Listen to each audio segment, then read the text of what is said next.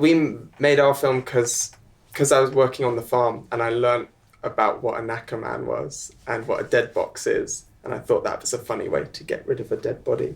And then I thought the film would be way better in Welsh than in English because that's the environment that these characters are in.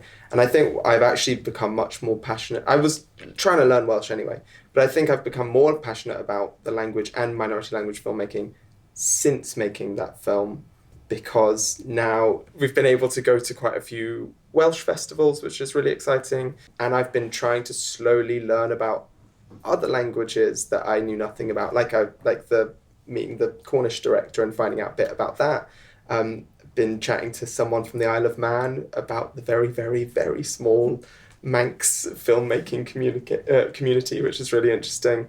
And there are a couple of minority language festivals, and there are a couple, weirdly, they all seem to be in Italy. But we got into one there, and Glyn went to that and said it was amazing to go and see different languages from across the world that are all minorities in their own respective countries being pushed to the forefront. And it's gotten really exciting to learn about that and be on that journey.